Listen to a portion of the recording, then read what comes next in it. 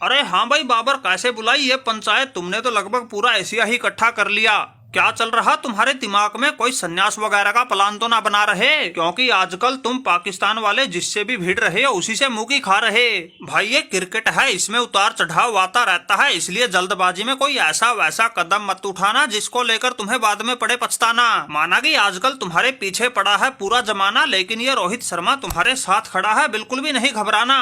अरे रोहित भाई, ये तो तुम्हारा बड़प्पन है जो तुम मेरे साथ इतना अपनापन दिखा रहे हो। ये तो तुम्हारी दरिया दिली का ही नतीजा है जो तुम जैसे नेक इंसान मेरे साथ खड़े हैं। लेकिन भाई इससे बात तो नहीं बनेगी, क्योंकि बाकी सब तो मेरे पीछे बिल्कुल जूती निकाल के पड़े हैं। अरे दूसरों के बारे में क्या कहूँ, कई तो खुद अपने हमारे ही है जो बाबर का काला मुंह होते देखने के इंतजार में खड़े हैं। इसलिए रोहित भाई, जब तक समस्या का नहीं निकलेगा हल, बाबर के जीवन में नहीं आएगा कोई खुशी का पल। अरे बबरुआ, इससे ज्यादा खुशी का पल क्या आएगा? बेटे की हार का बदला बाप ने ले लिया।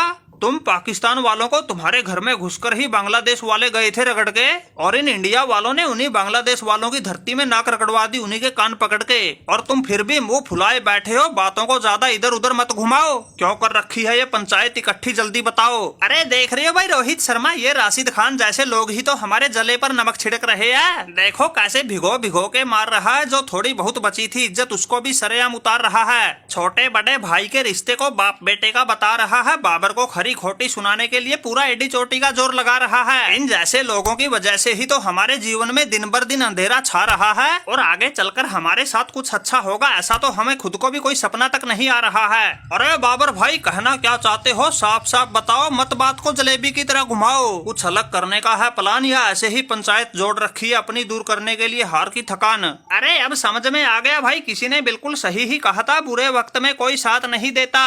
हम 2-4 सीरीज क्या हार गए, कोई हमसे सीधे मुंह बात ही ना कर रहा। अरे सुसरी के फटफटिए, तुम्हारे रंडी रोनों को सुना के मत चढ़ा हमारा पारा, वरना ऐसा लगाऊंगा झापड़ और ही आकार ले लेगा मुंह तुम्हारा।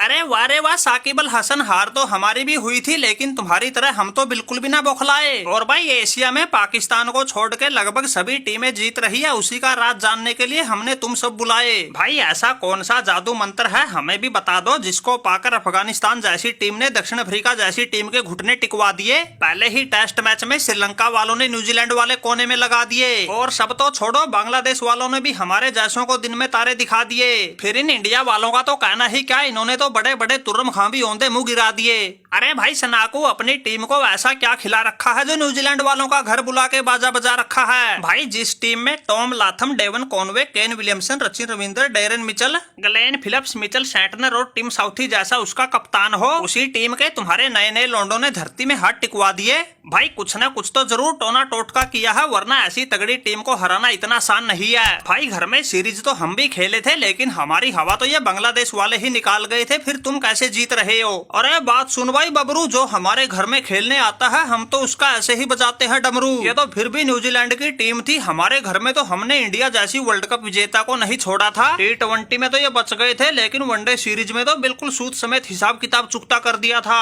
भाई टोना टोटका करने से कुछ नहीं होता, जीत का तो एक ही मंत्र है, वो है खिलाड़ियों के अंदर का हौसला। जब खिलाड़ियों में हो जीत का जज्बा, फिर वो अफगानिस्तान की तरह दक्षिण अफ्रीका को हरा के सीरीज पर कर लेते हैं कब्जा, और वही हमारे वाले कर रहे हैं। चाहे सामने कितनी भी तगड़ी टीम आ जाओ, बिल्कुल भी नहीं डर रहे हैं। अरे सुन लिया बाबर भाई, जीत की नहीं है कोई दवाई, अगर जीत की पटरी पर लौटना है तो इन्हीं बातों पर अमल करो जो सनाकू भाई ने है बताई। अरे इसी हौसले और जीत के जज्बे के सहारे ही तो राशिद खान की पलटन ने भी कई बार अच्छी अच्छी टीमों की लंका लगाई। इसलिए बाबर बरो, कुछ ऐसा करो, ज्यादा नहीं कम से कम एक आध सीरीज तो ले मरो, वरना भाई अगर ऐसे ही हारते रहे तो एक दिन तुम्हें जिम्बाब्वे वाले भी ठोक के चले जाएंगे। अरे रोहित भाई, बात तो तुम बिल्कुल ठीक कह रहे हो, लेकिन ये तो भाई पूरी टीम जोर लगाए तो बात बने, वरना भाई अकेले बाबर से तो पाकिस्तान जितवाया नहीं जा रहा। हमने तो कई बार जोर लगा के देख लिया, आखिरी में आके कोई न कोई ऐसा झोल हो जाता है, जीता जितवाए मैच में भी पाकिस्तान हार जाता है, और उसका सारा दोष फिर बाबर पर आता है। बाबर फिर छाती में मुक्का मार के ये कड़वा घूंट पी जाता है, और उसके बाद फिर ये राशिद खान और साकिब अल हसन जैसा ताने दे देकर हमें ही चिढ़ाता है, और बाबर फिर इन जैसे झंडुओं की सुनकर भी सबर का घूंट पी जाता है, कुछ नहीं कर पाता है।